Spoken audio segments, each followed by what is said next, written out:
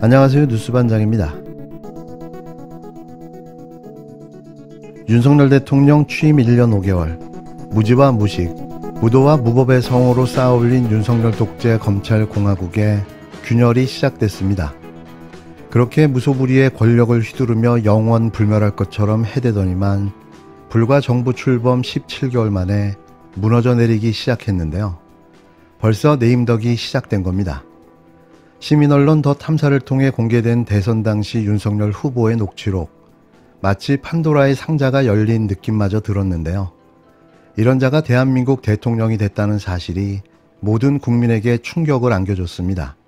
최상병 사건의 진실을 밝히다 오히려 하극상 누명을 쓰고 군재판에 회부된 박정훈 대령의 구속영장 기각, 감사원의 조직적인 감사로 임기 내내 고초를 당했던 전현희 전 국민권익위원장의 감사원 공수처 고발, 이후 시작된 감사원과 유병호 사무총장에 대한 압수수색, 대장동 사건으로 구속돼 기간 만료된 김만배 씨에 대해 검찰은 구속 추가 연장을 신청했지만 법원은 이를 기각하고 석방시켰는데요.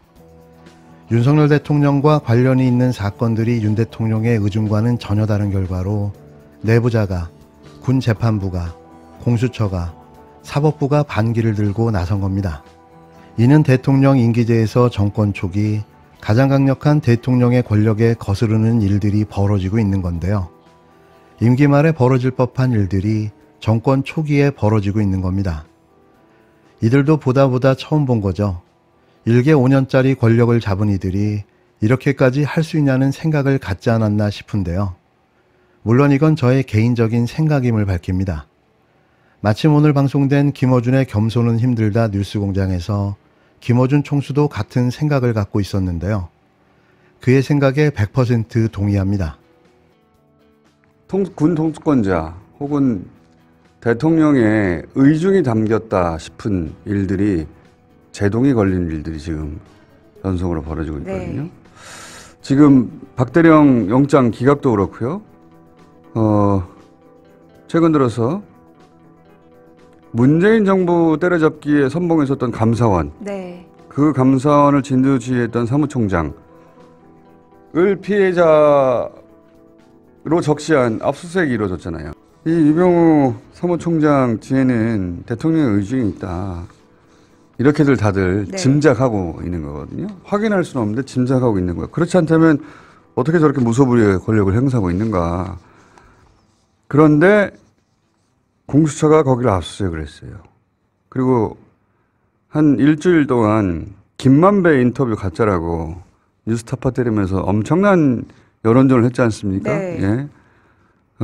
그 인터뷰도 대통령 관련된 거죠. 네, 예. 맞습니다. 대통령의 검사 시절에 누군가를 봐주기 위해서 등등등으로 이어지는 그런 인터뷰인데 부산저축은행 사건이고 네. 그게 이어져서 대장동으로 이어지는 그 돈이 대장동으로 연결됐으니까. 지금까지 얼마나 압수수색을 많이 했는데 또 압수수색을 집을 했어요. 네. 그건 이제 이런 쇼거든, 쇼. 구속 연장을 시키려고 검찰이 혼신의 노력을 다했는데 법원이 그걸 기각해버렸어요. 네, 그래서 김만배 씨는 예정대로 오늘 새벽 석방됐습니다. 석방됐습니다. 따로 떨어진 일이지만 속성이 유사한 거예요. 군사법원, 사법부, 공수처 다 독립적인 판단을 하는 기관이긴 하지만 정권 초에 권력의 영향을 받지 않을 수 없는, 눈치 보지 않을 수 없는 권력은 공기와 같은 거니까.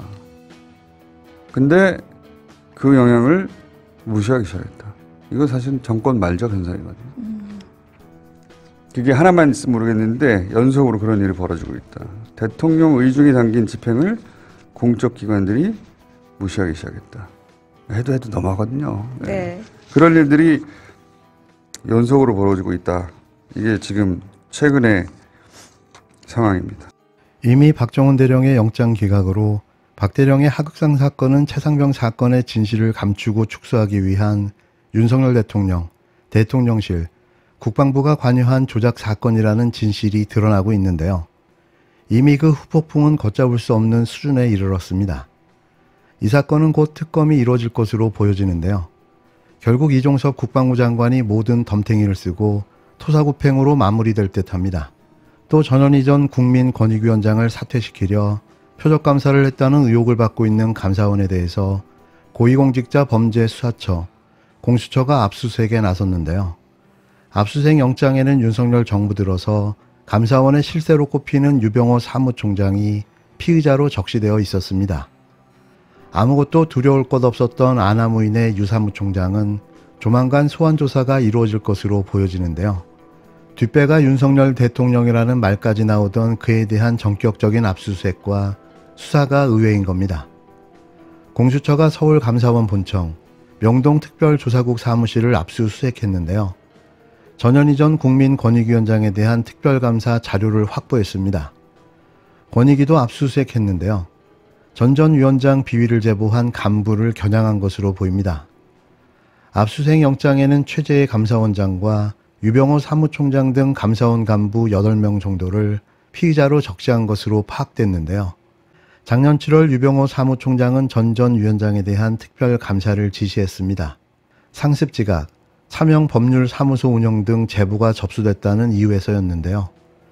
문재인 정부 때 임명된 전 위원장은 임기를 채우겠다는 자신을 몰아내려는 표적감사라고 강하게 반발했습니다. 감사원은 10달 가까운 감사 끝에 제기된 13가지 의혹 중 6가지만 일부 인정되고 그나마 처벌할 수준은 아니라고 발표했는데요. 더구나 감사주심인 조은석 감사위원조차 전현희 전 위원장을 겨냥해 의결도 없이 감사를 벌였고 주심 결재도 건너뛴 채 불문, 즉 책임을 묻지 않는 경미한 사안까지 보고서에 담았다고 반발했습니다.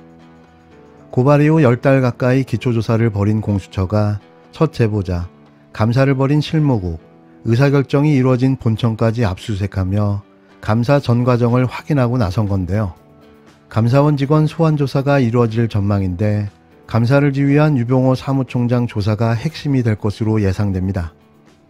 이어 대장동 사건으로 구속 기소된 김만배 씨가 구속 만기로 출소했습니다.